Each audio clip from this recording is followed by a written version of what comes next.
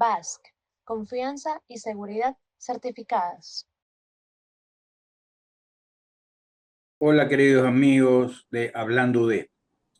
El presidente Donald Trump, al 3 del presente mes, lo denominó el Día de la Liberación, dando nuevas tarifas arancelarias para 180 países que parten como base del 10% sobre las importaciones de todos los países y tarifas más altas para varias naciones que tienen superávit comercial con Estados Unidos. A nuestros productos le correspondió el arancel del 10% en un escenario en que las empresas ecuatorianas luchan por mantener sus exportaciones y, de ser el caso, incrementarlas.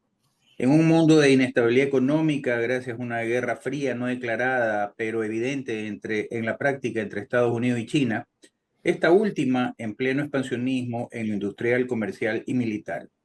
Teniendo presente que estamos dolarizados y que cualquier depreciación o apreciación del dólar afecta directamente en la economía ecuatoriana. Asimismo, teniendo en claro que los Estados Unidos de Norteamérica gastan más de lo que ingresa, por tanto tiene una balanza fiscal negativa de 8.1%, es decir, 2.380 billones de dólares. Esto hace necesario recaudar 100.000 millones de dólares anuales a los Estados Unidos. Sin duda, la economía norteamericana podría sufrir un proceso inflacionario. Esta guerra comercial entre Estados Unidos y China no es nueva. Ya en marzo del 2017, en su primer periodo presidencial, el presidente Donald Trump redujo el déficit comercial con China en 347 millones de dólares en productos que Estados Unidos importaba de China y logró que China compre carne a los Estados Unidos. El 1 de diciembre del 2020, Trump y Xi Jinping negociaron una tregua comercial, pero luego el presidente Joe Biden mantuvo los aranceles impuestos por Trump a China y limitó la compra de chips de China, priorizando la compra de chips a Taiwán e impulsando la fabricación de chips en Estados Unidos. En mayo del 2024, Joe Biden impuso un 100% de aranceles a los automóviles chinos, 25% de aranceles a las baterías de litio y 25% de aranceles a las baterías solares. China contraataca prohibiendo la exportación de tierras raras a Estados Unidos. Ahora, en su segundo mandato, Donald Trump termina imponiendo aranceles cuya sumatoria llega al 54% en los productos chinos. China, por su parte, ha impuesto aranceles de 34% a los productos y franquicias de comidas de los Estados Unidos. China posee 760.000 millones de dólares en bonos de deuda norteamericana, que si son vendidos todos de golpe o se disminuye el ritmo de compra de dichos bonos, generaría una subida de intereses, lo que daría como resultado que a Estados Unidos le cueste más su endeudamiento. Endeudamiento que en este momento asciende a 37 billones de dólares. En tal escenario, la economía estadounidense podría contraerse aproximadamente en 3.8% este año. Sumado a las consecuencias económicas que genera la guerra de Rusia y Ucrania, el rearme de Europa y Japón, así como la posibilidad de una invasión china a Taiwán, el mayor productor de chips en el mundo. Esto hace vital para los ecuatorianos poder determinar y analizar, teniendo presente las circunstancias antes mencionadas, de qué manera se verá afectada nuestra economía, así como analizar qué acciones se deben tomar ante tal situación para convertirlo en una oportunidad o minimizar el impacto en la economía nacional, de ser el caso.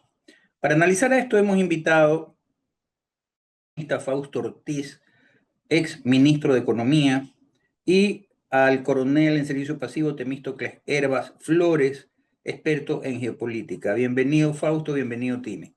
Buenas noches, Modesto. Gracias por la invitación.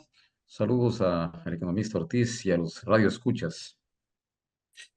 Fausto, ¿qué efectos inmediatos puede tener para el Ecuador la imposición de un arancel del 10% a nuestras exportaciones hacia Estados Unidos? De forma inmediata, las cosas no cambian mucho. Los principales países con quien compite Ecuador en algunos mercados tienen el mismo nivel arancelario o tienen un nivel arancelario mayor competidores fuera de la región. Por ejemplo, el caso del camarón, Ecuador entra con un arancel del 10% y por allá los países asiáticos entran con un arancel mucho más alto, por lo tanto, en principio ahí no hay mayor afectación.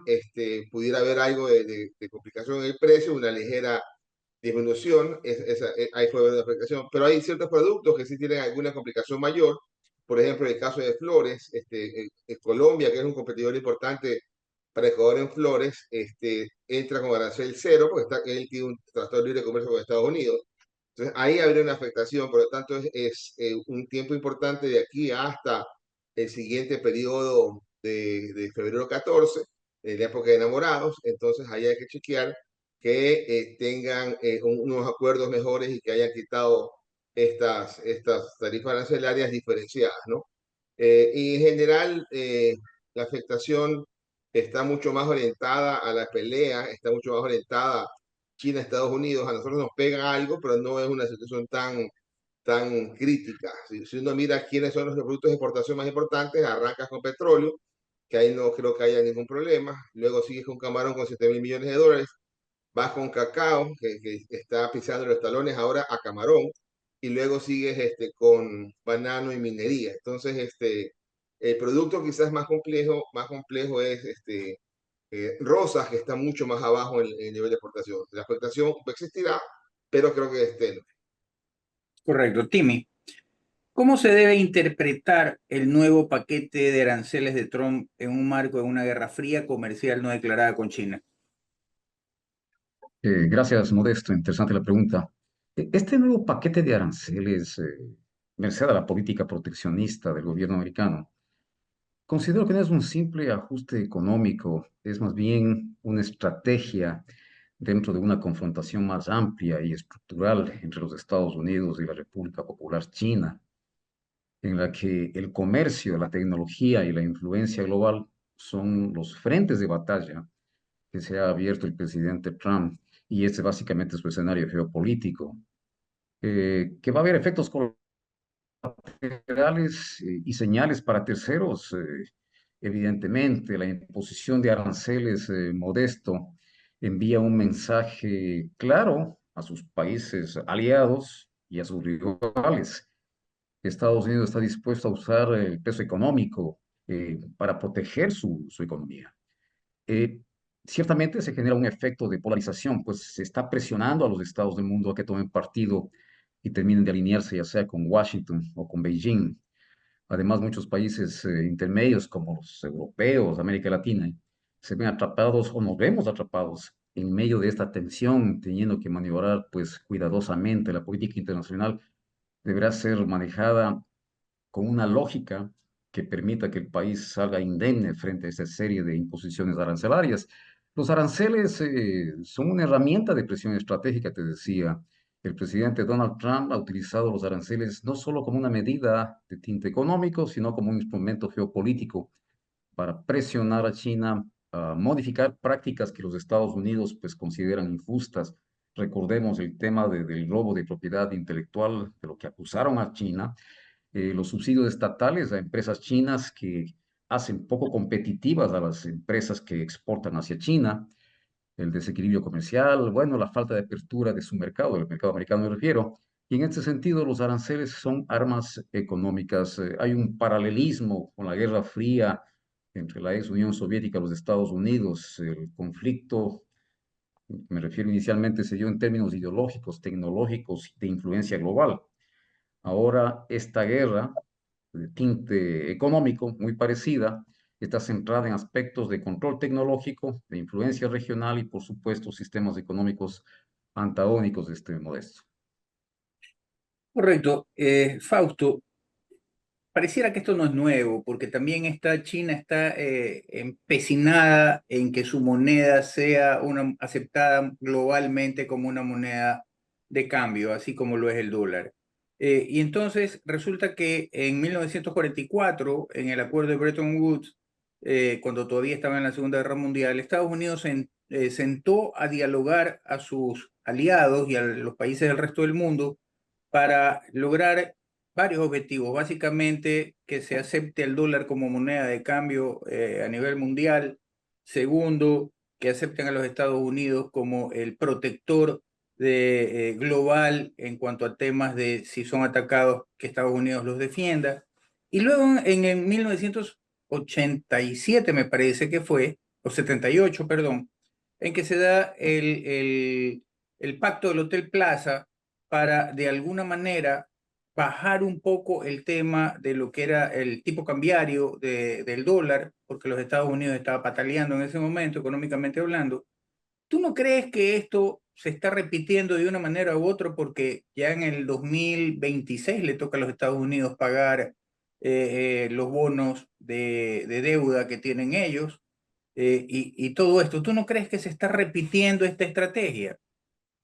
Sí, la estrategia se repite, la historia se repite. Esto no es un tema que Trump piensa ahora. Yo he visto entrevistas de Trump de hace 40 años, y estas ideas estaban ahí presentes. El tema es que hace 40 años uno podría plantearlo, ahora es completamente distinto. La población va a reclamar un poco el trato, porque al final del día también el golpe le cae a la población. Eso también lo va a tratar de hacer, de plantearlo como una medida estratégica y quizás recular. El asunto es que quizás China se dé cuenta que es simplemente un potencial bluff y entonces no quiere entrar a negociar y vamos a ver quién aguanta más, tu población que está reclamando o la parte comercial. No es tan sencillo decir si hay mucho arancel y baja la demanda de productos chinos, no es tan sencillo recolocarlos en otra parte del mundo.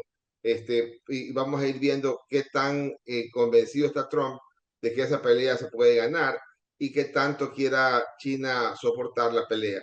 Y en cuanto a la moneda, el dólar es la moneda universal que hasta ahora reina. Hay que ir viendo si aquello va a cambiar. No creo que haya ningún tipo de posibilidad de que eso cambie en el mediano y largo plazo. Quizás mucho más allá del tiempo pudieran haber muchos errores y quizás llegar a que otras monedas puedan ir posicionándose. La opción esa es media complicada. De cara a nosotros en Ecuador, el estar dolarizado y que el dólar entre en este conflicto puede ser un tema interesante para nosotros porque el dólar podría debilitarse un poco en la pelea y en esa suerte de debilitamiento nosotros también podemos salir algo beneficiados porque nuestras exportaciones podrían entrar de mejor forma a otros mercados y también frenamos algo las importaciones. Pero en esta pelea nosotros somos un actor pequeñito que no nos tenemos que acercar mucho al escenario porque podemos salir golpeados si nos pretendemos acercar muy cerca. Jimmy, ¿qué consecuencias geopolíticas tendría una eventual invasión china a Taiwán? Y en América Latina, específicamente en el Ecuador, ¿cuáles serían las consecuencias? Recordemos que hace más o menos una semana hubo un ensayo por parte de China de bloqueo marítimo y aéreo a la isla de Taiwán, lo cual hizo que Taiwán prenda las alertas, movilice sus fuerzas armadas y Estados Unidos reclame. ¿Cómo nos afectaría esta situación? Sí, una eventual invasión de China a Taiwán, que es muy probable, tendría consecuencias geopolíticas globales catastróficas, Modesto. Y aunque América Latina no está en el centro del conflicto, sí sentiría los embates y el impacto significativo, especialmente en lo económico, en lo relativo a la diplomacia, en el ámbito comercial.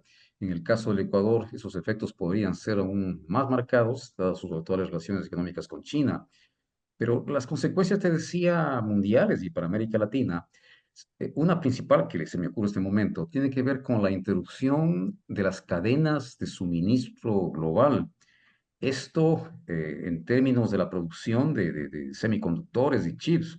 Recordemos que Taiwán es clave en la producción mundial de semiconductores. Una guerra en Formosa, en la isla, va a interrumpir ese suministro, afectando a industrias latinoamericanas que dependen de la tecnología, de los vehículos, electrodomésticos. ¿Qué nos decir también de los sistemas de defensa?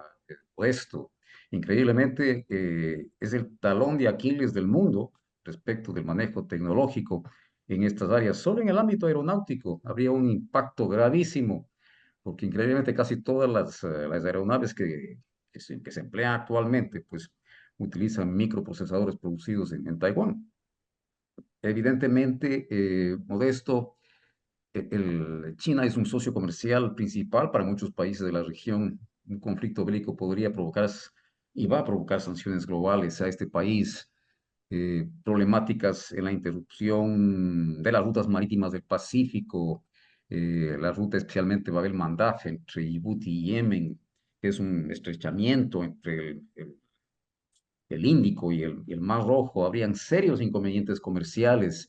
En el caso del Ecuador, que dependemos en alguna medida de China en el ámbito comercial, es uno de los principales destinos de nuestras exportaciones. En el financiamiento, China ha otorgado préstamos multimillonarios al Ecuador en las últimas décadas. Inversión en infraestructura, recordemos que nuestras hidroeléctricas, la minería y las telecomunicaciones tienen fuerte presencia china en el país. Y una guerra en esos términos ciertamente va a generar implicaciones serias para el país. La caída en las exportaciones, para irme ya refiriendo a la problemática que pudiere coincidir con el economista Ortiz, lo que voy a decir, nuestras exportaciones sufrirían una caída importante. Exportamos camarones, flores, qué sé yo, petróleo, podrían verse directamente afectados. China es uno de los mayores compradores. También habría posibles restricciones logísticas o arancelarias si hay sanciones a China, sin mencionar la tensión diplomática, la inestabilidad financiera, la reconfiguración geoeconómica. A mediano plazo, Ecuador tendría que verse obligado a diversificar sus socios comerciales y financieros, alejándose gradualmente del modelo de dependencia en alguna medida de China. En definitiva, una invasión de China a Taiwán modesto no solo sería un terremoto político, geopolítico global, sino que sacudiría la economía latinoamericana y pondría a países como Ecuador en una posición bastante compleja. Ante tal situación, Fausto, ¿qué medidas deben tomar las empresas exportadoras ecuatorianas para mantenerse competitivas en este escenario de guerra comercial y proteccionismo creciente? Y deben entender bien quiénes son los actores alrededor de su industria, ¿no? Quiénes son sus clientes, quiénes son sus proveedores, quién es la competencia local, la competencia un poco más lejana. Eso es básico. Saber cuáles son sus fuentes de suministro, cuáles son los costos que podrían estar viéndose afectados y también la afectación en la demanda. El que no tenga todo ese mapeado, todo su entorno, su contorno, ese va a sufrir más que aquel que tiene todo identificado y que logra hacer sus conexiones a tiempo, también la diversificación que corresponda. Hay cosas que creemos que impactan, pero quizás no es muy fuerte. Por ejemplo, la exportación de petróleo, si bien es cierto que se supone que se exporta a China, en verdad no ha ido ni un barril de petróleo del 2009 que se firmó con China esa exportación, porque lo que hacemos es exportamos a los mismos destinos a través de China, es decir, simplemente China lo que hace es cobrar la plata y quedarse con esos recursos temporalmente y después nos devuelve los recursos de exportación, pero no es que el destino es hacia China. En otras cosas, por ejemplo, la deuda con China es de los 85.000 millones, que es la deuda externa total. La deuda con China debe estar por debajo de los 2.500 millones de dólares, lo cual tampoco nos pone en una posición tan complicada de sometimiento por querer negociar las condiciones de financiamiento chino o ampliar los plazos de pago, ¿no? Yo creo que a la vuelta de 3, 4 años estamos en deuda con China en cero. Si el gobierno que ganó el domingo anterior hubiera sido el otro, la otra candidata, entonces ahí quizás sería más preocupante porque cerrarse las fuentes de financiamiento tradicionales seguramente hubiera tenido que ir a golpear puertas a China, que quizás diga, no te atiendo en este momento porque tengo que ver qué misil empiezo a lanzar a este destino. Entonces, ese tipo de cosas hoy día no son tan preocupantes, más allá de sí, muy importadores, eso sí somos de China, tenemos de alguna forma una dependencia en esa línea de importación, en algunos casos materias primas, en algunos casos temas de productos terminados, y ahí sí hay un impacto, ¿no? Hay que ir viendo cómo se desarrollan las cosas, pero las empresas tienen que ir entendiendo bien cuáles son los actores con quien puede conversar y ver cómo lograr disminuir el impacto. Fausto, según Fedesport, el año pasado, el 2024, digamos que Estados Unidos no fue nuestro primer destino comercial, sino China. ¿De qué manera esto impacta? Porque al fin y al cabo, en algún momento, y eso ya lo vamos a hablar con Timmy, vamos a tener que tomar una posición, tarde o temprano. Sí, pero en el conflicto con Rusia, que era nuestro principal socio comercial en el tema del banano, que a Rusia iban el 30% de las exportaciones bananeras que hacíamos. Ni en el peor momento del conflicto Rusia-Ucrania dejamos de exportar a Rusia. Llegaba a Rusia de forma directa, llegaba a Rusia triangulando. Entonces, igual acá nos las ingeniaremos para ver cómo llegan nuestros productos de exportación hacia ese destino. Y hay que ver qué tipo de productos son, ¿no? Seguramente camarón será importante, otros productos también por ahí, me atrevo a decir que algo de petróleo definitivamente no, pero sí quizás banano, quizás algo de cacao, algunos productos ahí, habría que chequear eso. La balanza comercial es deficitaria, le importamos mucho más a China de lo que le exportamos y entonces eso de ahí difícilmente podremos compensar en iguales condiciones algún producto chino. De hecho, los carros hoy día, los vehículos hoy día han logrado posicionarse bien y sacado del mercado algunas marcas diferentes a las chinas y en esa parte eso es gran cantidad de productos importados que nos hacen la balanza deficitaria con China, ¿no? Timmy, referente al rearme de Europa y Japón y la prolongación del conflicto en Europa del Este, esto es Ucrania y Rusia, ¿cómo afecta esto primero a la región y sobre todo al Ecuador? Porque al fin y al cabo ese rearme conlleva endeudamiento. Polonia se ha endeudado ferozmente dentro de la Comunidad Europea para rearmarse. Eso está, de hecho, está mucho más armada que Alemania. Y así sucesivamente. Japón, que estaba prohibida de rearmarse, ahora se está rearmando ante la posibilidad de que entre en un momento determinado en un conflicto con China también, luego el tema de Taiwán. Entonces, esto que está moviendo esa economía a nivel global, que pareciera que estaríamos de frente a la conformación de un nuevo orden mundial, ¿cómo nos afectaría? La región andina, Modesto, no es inmune a efectos sistémicos. Ciertamente el rearme de Europa y Japón a instancias de los Estados Unidos, tú recuerdas que han presionado a la OTAN, han cambiado la política japonesa respecto de armarse de cara a enfrentar nuevas amenazas tanto de China como de Rusia, pues genera repercusiones económicas, políticas y geoestratégicas que nos llega de forma indirecta, pero es real. El Ecuador, pienso yo, que no se ve tan afectado, no somos un decidor geopolítico, ni siquiera somos un país que juegue un rol específico en el tablero internacional y en el concierto de las naciones del mundo, pero sin embargo, sí se dan cambios en la geopolítica global. Se aprecia una polarización. El rearme europeo y japonés es una respuesta a esa amenaza de Rusia, al ascenso de China. Esto marca un retorno a la lógica de bloques, Occidente versus potencias revisionistas. Para la región andina puede traducirse en presión para tomar partido o redefinir posturas diplomáticas. Países que no es el caso del Ecuador, posturas ambivalentes como Bolivia, Nicaragua, Venezuela, podrían verse más aislados o presionados en esta coyuntura geopolítica. Pero ciertamente, Modesto, el gasto militar global al alza y América Latina ciertamente que se van inmersos en alguna medida. Eh, si se consolidan los presupuestos para defensa como tendencia mundial, esto pudiera empujar a los países andinos a revisar sus propios gastos militares. Y de hecho ya está sucediendo. Colombia y el Perú se han embarcado prácticamente en un proceso de renovación de sus fuerzas aéreas. No conozco a este momento cómo está, si está prosperando, pero ciertamente el Perú tenía intenciones serias de iniciar una renovación de su flota aérea, lo propio hacía Colombia. Yo le planteaba al Ecuador meses atrás de cuál sería nuestra posición frente a la posición de nuestros vecinos, pero ciertamente hay una corriente mundial que va a empujarnos en ese sentido.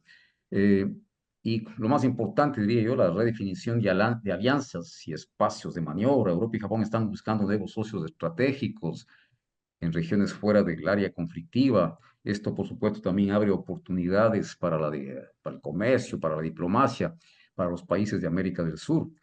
Pero, por supuesto, los gastos en los que incurre Europa también afectan a América Latina porque muchos de recursos que han apoyado las cuestiones latinoamericanas relativas al cambio climático, relativos a mitigar el tema de la migración, en el caso venezolano, en definitiva, programas sociales y de derechos humanos, pues se ven mermados en esta ayuda que pudiera generar la Unión Europea y Japón.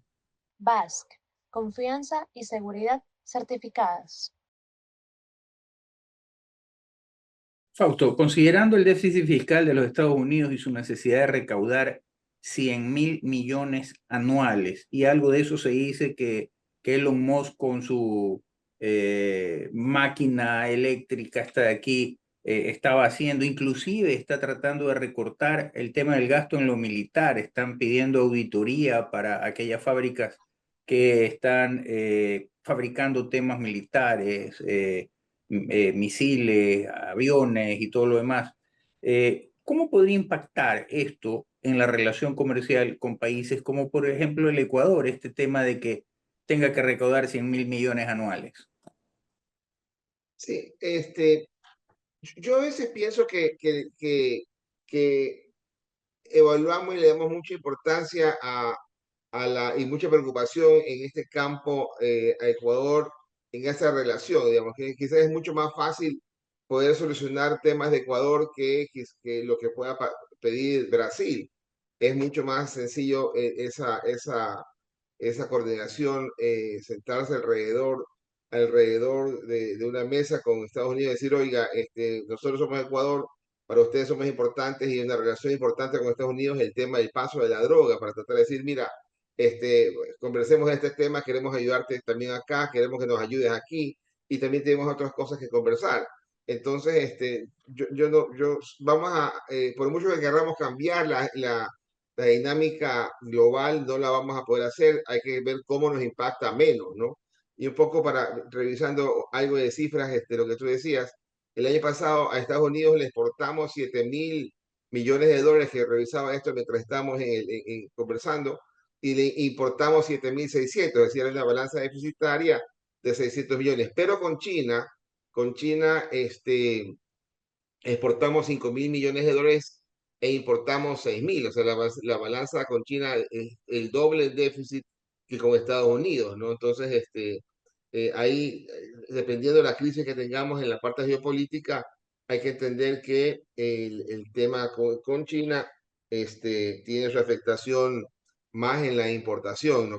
La restricción que pudiera haber en ese campo más que en el tema de nuestras exportaciones. Timmy, definitivamente en esta guerra los aliados son importantes, entre comillas, por más chiquitos que sean, para quienes se encuentran en este conflicto, ¿no verdad? En esta guerra fría. ¿Está Ecuador en riesgo de quedar atrapado en medio de la pugna geoestratégica entre China y Estados Unidos? En algún momento vamos a tener que tomar una postura y de hecho Trump, digamos que no es muy delicado en el trato, sino que lo lanza como buen negociante. eh, en algún momento nos va a exigir tomar una postura. Estamos atrapados en esta posibilidad de estar entre estos dos monstruos que estarían tirándonos de un lado al otro a ver a dónde nos resolvemos ir. Definitivamente, mira, no obstante, el Ecuador, no te decía, es apenas un pivote geopolítico, es decir, tenemos una situación geográfica envidiable, sensible, pero ciertamente no somos un jugador geoestratégico con capacidad y voluntad de ejercer poder y control allende nuestras fronteras. Pero yo diría que sí, el Ecuador está en riesgo de quedar atrapado en medio de una pugna geoestratégica entre Estados Unidos y China. Y este riesgo es cada vez más palpable conforme la competencia entre ambas potencias se vuelve más intensa, es más estructural, es más global. La posición del Ecuador es un país pequeño con fuerte dependencia externa y está ubicado en una región rica en recursos y eso nos convierte, te decía, yendo a una parte muy teórica de la geopolítica, en un pivote geopolítico por nuestros recursos y posiblemente por el interés que pueden tener los hegemonios mundiales. Quizás alguien no esté de acuerdo con lo que yo diga, pero somos un pivote geopolítico modesto. Ecuador tiene vínculos económicos significativos con ambas potencias.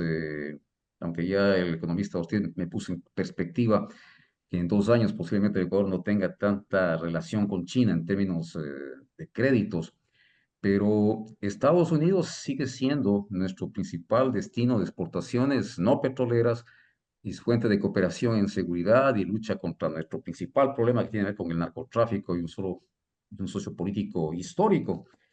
Esto crea un escenario en que el Ecuador no puede alinearse plenamente con uno sin afectar la relación con otro. De todo Timmy, caso, perdóname que te interrumpa, pero justamente podemos ser un país diminuto, por decirlo de alguna manera, y geopolíticamente en este momento interesantes para Estados Unidos por lo siguiente.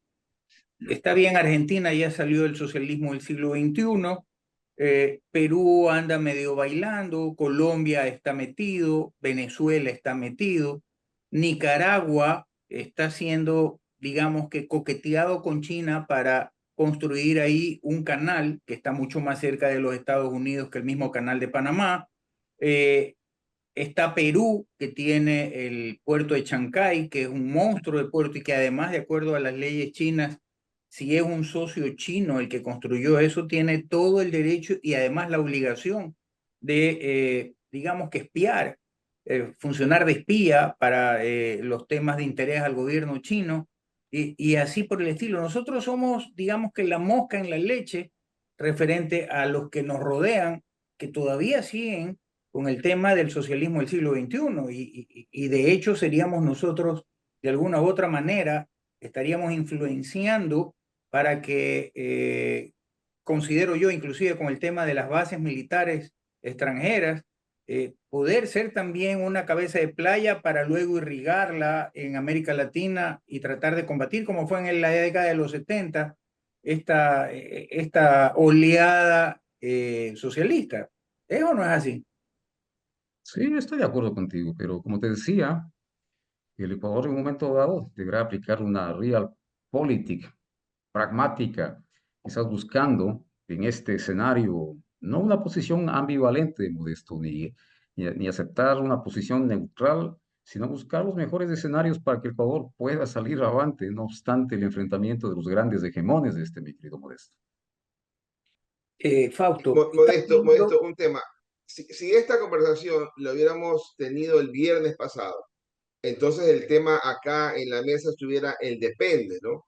Depende si Claro. es Luisa, entonces se alineará con China. Depende si es Novoa, se alineará directamente con Estados Unidos. Y si es Luisa, tratará de no pelearse tanto con Trump. Y, digamos, ya la situación está muy definida, entonces es claro que el gobierno actual nuestro va a alinearse con Estados Unidos. O sea, yo ahí no veo mucha duda de con quién se va a alinear, digamos, ¿no? Porque es importante el socio comercial, como lo ha señalado Timmy, porque tiene otros elementos de la relación, porque de allá de Estados Unidos provienen el 75% de las remesas que llegan al país, que son algo así como las remesas totales, 6.500 millones de dólares. De esos 6.500 millones de dólares, el 75% viene de Estados Unidos. Es decir, hay muchos más elementos estratégicos con Estados Unidos que nos alineen que con el propio China. Y no creo que nos vayamos a pelear tampoco, pero No, en la relación creo que va a pesar mucho más el ser parte del eje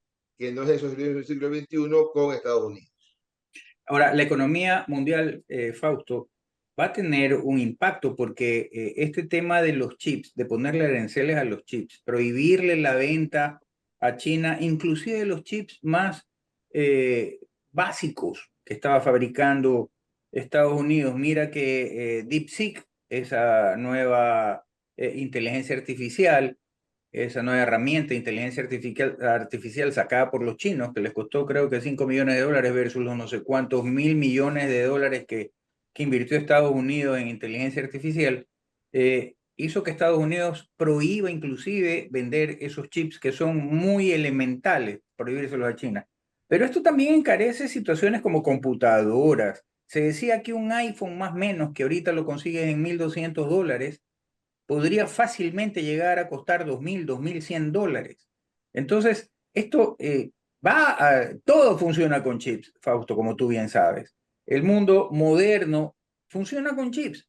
¿De qué manera este disparo, este incremento va a afectar en la economía mundial, no solo la ecuatoriana? mira el ejemplo del iPhone. Yo no estoy muy seguro, ¿verdad? ¿Cómo puedes contrarrestar el asunto del arancel, ¿no? El iPhone lo produce en China y tiene un costo de este tamaño. Luego lo exporta a alguien allá en China y le agrega un margen enorme y de ahí lo exporta a Estados Unidos. Ya, no sé si es que ahí también tienen espacio de decir, bueno, este es el costo y lo voy a exportar a ese costo a Estados Unidos y el arancel va a ser menor, pero ahí el tema es que el margen de utilidad se queda en Estados Unidos y eso le sirve a Trump para cobrar algo más impuestos. Ahí hay que ver el equilibrio. ¿A quién finalmente le está pegando ese impuesto, ese arancel? ¿A China en su producción, a Estados Unidos en ese margen que se meten las empresas americanas que han pedido que les den fabricando en China su producción? ¿Y qué tanto podrán Estados Unidos decir, si no compro con China, qué tanto podrán ellos poner a funcionar su maquinaria para competir? No creo que estén muy listos para la competencia desde Estados Unidos. Uno usualmente protege la industria nacional con los aranceles. Y uno dice, ¿qué industria nacional está buscando proteger? Esto es más un tema geopolítico y entonces está tratando también de quizás pasar un mensaje de las relaciones comerciales de la gente que decidió irse a China para evitarse pagar ciertos impuestos en Estados Unidos. Dicen, el mensaje es, ya dejen eso y paguen los impuestos que corresponden. Entonces, ahí hay muchas cosas que están en juego. Hay que ver el presidente Trump cuánto puede aguantar, cuánto puede esperar y qué tan dura va a ser la pelea con China. Y aparentemente China tiene algo de tiempo para esperar lo que está haciendo Trump.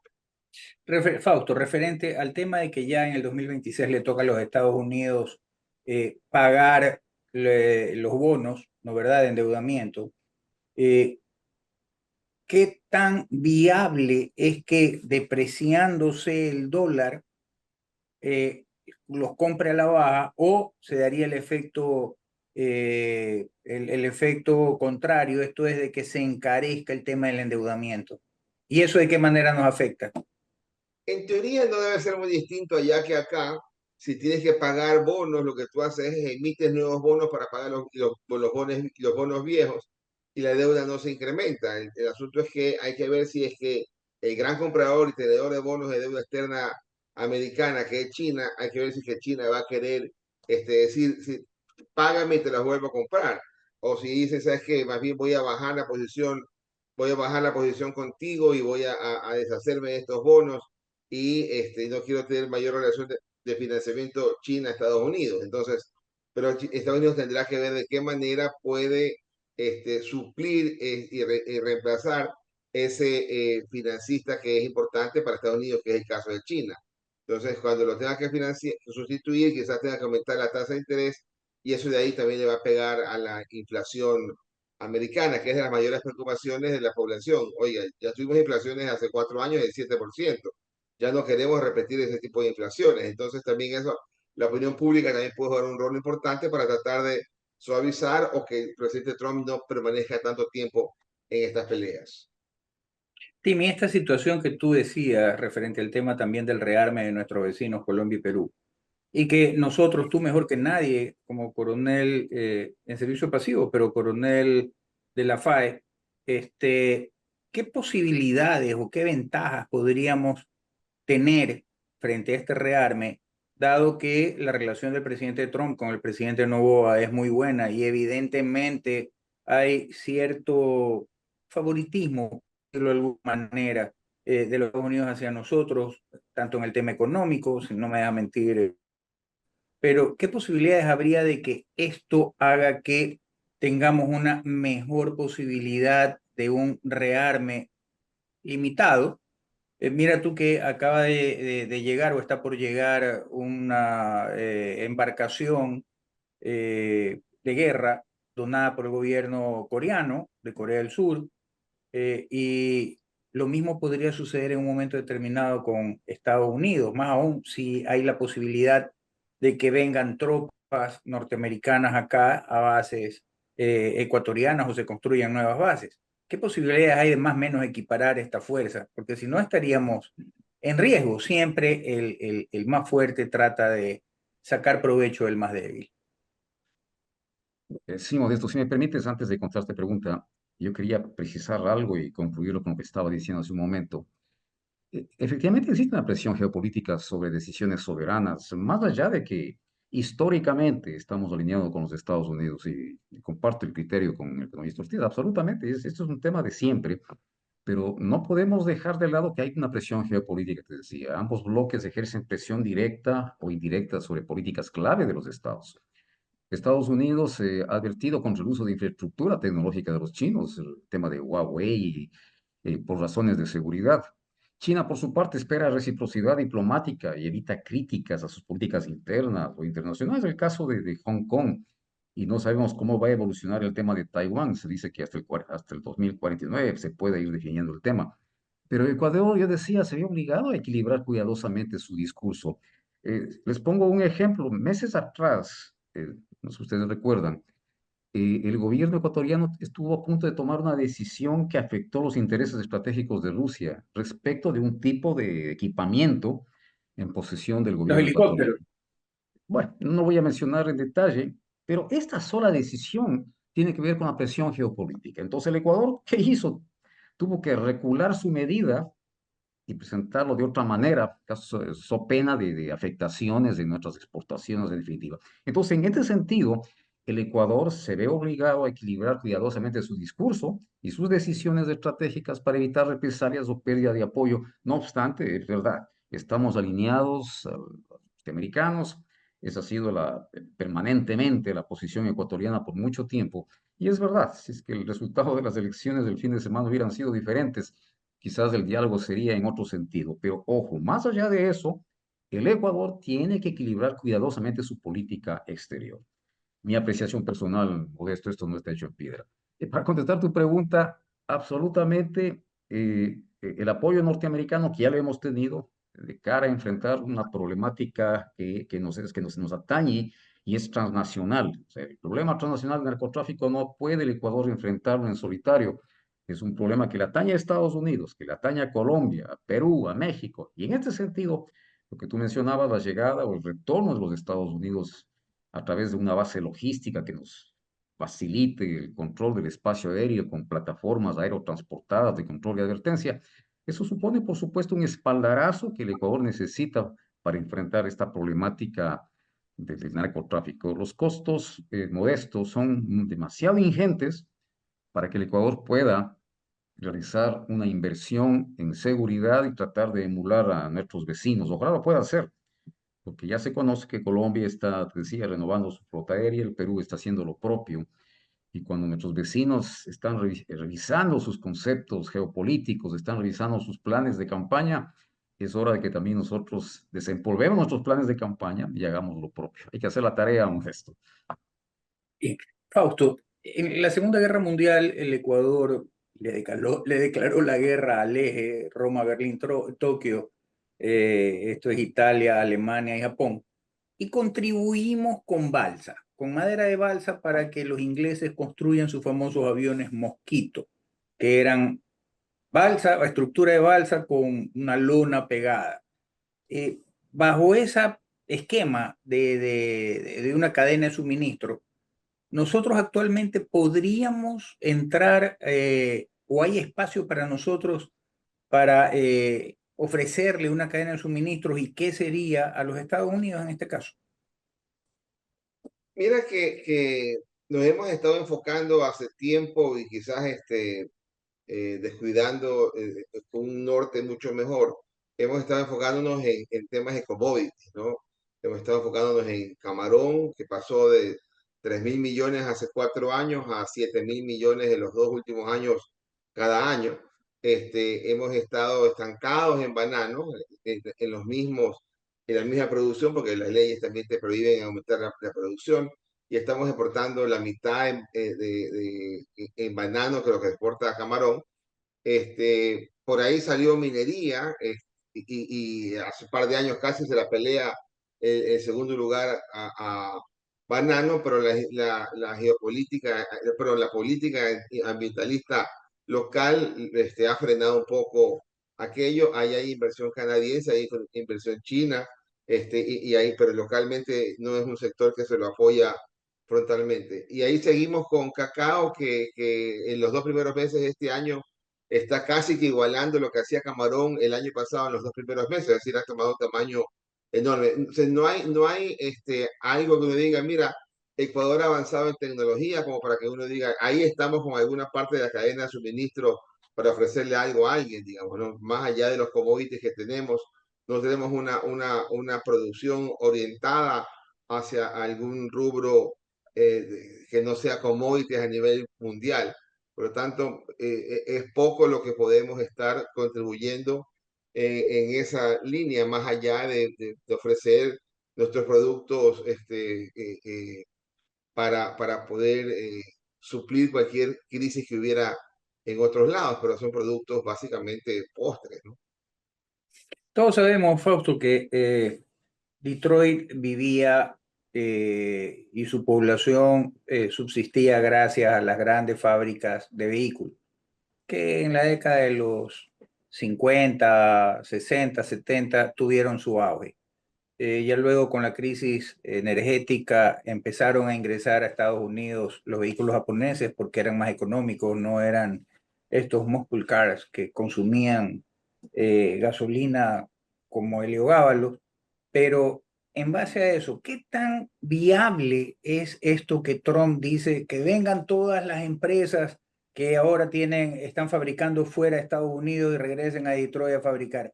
¿Qué tan viable es esto con una mano de obra carísima? Y además volvemos al tema de los chips y de la ingeniería electrónica y todo esto de aquí, porque inclusive Tesla tiene una fábrica en China. Sí, esto hay que verlo desde el punto de vista también comunicacional. Por ahí alguna fábrica podrá intentar mejorar la producción, si le pones más aranceles allá y afectas un poco la venta o la entrada de vehículos chinos, quizás acá pueda ser interesante vender sus vehículos, que de hecho lo siguen construyendo, pero quizás no en la cantidad que quisieran. Y entonces el arancel sirve para eso, hay que chequear qué tan inteligente es meter toda una cantidad de plata en revivir ciertas líneas, ciertas fábricas para un tema que pueda ser coyuntural. ¿Cómo sabes si esta pelea con China se zanja a la vuelta de 6 meses o de un año? ¿Y qué me hago yo con esta inversión si me vas a desmontar toda esta pelea? O sea, ¿qué tan verdadera y de largo plazo la pelea como para lanzarme a invertir miles de millones de dólares en un proyecto que la vida puede ser finita? Entonces, ahí hay que evaluarlo. Seguramente en los lobbies que pueda hacer los empresarios con Trump van a tener que conversar aquello, y cuando veamos que hacen grandes inversiones en esas fábricas, seguramente es porque la pelea puede ser de largo plazo. Pero si no vemos mayores cambios, quizás también es un tema de quién grita más fuerte y para llegar a un entendimiento. Sí, es una locura, porque mira tú, la mayor cantidad del paquete accionario de Mercedes-Benz la tiene Geely, que es China. La mayor cantidad de paquete accionario de Volvo la tiene Geely, que es China. La Hammer la compró China, que era el vehículo insignia del americano. Entonces, es una locura, realmente yo lo veo muy complicado. Pero Dime. sin duda, es una apuesta peligrosa, es simplemente tratar de acomodar ciertas cosas, pasar algunos mensajes, tanto para China como a algunos competidores americanos que han decidido estar en China operando para traer luego los productos de Estados Unidos. Timmy, ya estamos sobre el tiempo para concluir. ¿Cuál sería tu conclusión referente a esta guerra arancelaria desde el tema geopolítico? ¿Estamos frente a la posibilidad de un nuevo orden mundial? Y de ser así, ¿cuáles serían? Se dice que serían 4 bloques en los que se va a dividir el mundo en lo geopolítico. ¿Cuáles serían estos y qué tan cerca de aquello estamos? Qué interesante la cuestión esta del orden mundial. Si me permites, uno de los grandes geopolíticos del mundo, ya no se repiten, realmente yo veo quienes apoyan al presidente Trump hoy por hoy, no son del mismo talante ni de la talla intelectual de Henry Kissinger, aunque a mucha gente no le agrade. Pero Henry Kissinger hablaba del orden mundial en estos términos. El orden mundial es una asociación de estados que están llamados a observar normas de comportamiento que respetan fronteras, que respetan la democracia, que son economías liberales, que se respetan los conceptos westfalianos de la existencia de los estados. Eso era para Henry Kissinger, Modesto, el orden mundial. El nuevo orden mundial desde la interpretación del señor Donald Trump. A mí me llama muchísimo la atención, se inobservan las fronteras, se intenta anexionar Groenlandia, este paquete comercial revisionista que está generando una serie de inconvenientes de la economía mundial. En definitiva, este es el nuevo orden mundial que plantea la Dalí de la democracia. Penosamente, Estados Unidos tiene una transición muy compleja de lo que se vivió en la época de Harry Truman, de mismo Henry Kissinger, en la época en que Estados Unidos, pues siendo el hegemón mundial, lideraban un concepto, el concepto de orden mundial en estos términos, Modesto. Ahora realmente el nuevo orden mundial me deja mucho que pensar. Esperemos que esto sea únicamente al calor de la cosa política en los Estados Unidos. El presidente Trump ha bajado en popularidad, tengo entendido que está en el orden del 43% de aceptación de su gestión política, un poco cerca a la política o cómo se vio al presidente Biden. Pero en definitiva, Modesto, el nuevo orden mundial se presenta caótico desde la visión del señor Trump. No sé si tenga, te decía, ese tipo de asesores geopolíticos, geoeconómicos, que estén pensando cuál va a ser el norte que le den al mundo. En esta lucha global, abrazo partido con los Estados Unidos y China, el gran tablero geopolítico seguirá siendo Eurasia. Modesto, ahí está la gran pelea. No pienso que cambie mucho realmente esta visión de muchos pensadores geopolíticos de que la lucha hegemónica mundial se va a seguir llevando a efecto en Eurasia, es decir, desde Portugal hasta el estrecho de Bering y desde la parte norte de Europa hacia Malasia, en definitiva, ahí se lleva a efecto esta lucha geopolítica mundial. Entonces, el nuevo orden pues, será en esos mismos términos, Modesto. Esperemos que la lógica que los Estados Unidos la tuvo en gobiernos precedentes, sea la que primen, porque se buscaba el bien global. Ahora estos conceptos han cambiado radicalmente, como yo lo veo. Fausto, ¿qué debemos esperar, según tu criterio, en lo económico en Ecuador para este 2025, lo que queda del 2025 y lo que se viene al 2026? Sí, en la parte económica lo que vamos a ver es un rebote porque la economía cayó 2% el año pasado, el crecimiento económico de los últimos 8 años está apenas en el 1,6%, que es ligeramente arriba de lo que crece la población, que es 1,5%. Por lo tanto, nuestro crecimiento es muy malo, el crecimiento de este año 25 va a ser un rebote, las peleas y los conflictos internacionales pueden tener algún impacto en algunas exportaciones, algún movimiento en esa línea. No creo que sea tan grave y creo que tenemos posibilidad de conversar. Quién sabe si de repente en este calor de las conversaciones logremos meternos por ahí con algún tratado de libre comercio con Estados Unidos, de los cuales el presidente Trump ha dicho que no es muy amigo. Sin embargo, está respetando los tratados con Colombia, Perú, México, Canadá. Y entonces ahí podría haber algún tipo de oportunidad para aprovechar la crisis y meternos nosotros donde debimos haber estado desde hace más de 15 años, ¿no? Esas son las cosas que podríamos lograr algún tipo de ventaja en estas discusiones de estos grandes elefantes. Timmy y Fausto, no me queda más que agradecerles a ustedes por su participación, agradecerle también a nuestra audiencia, que con 100 grupos que nos replican, llegamos más o menos tentativamente a más de 2 millones de personas en 3 continentes. Les agradezco por la participación, clarísimos en sus criterios, reveladores también.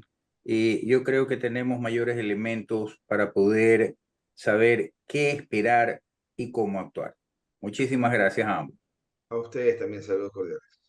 Gracias, Modesto. Buenas noches. Saludos cordiales. Buenas noches. BASC, confianza y seguridad certificadas.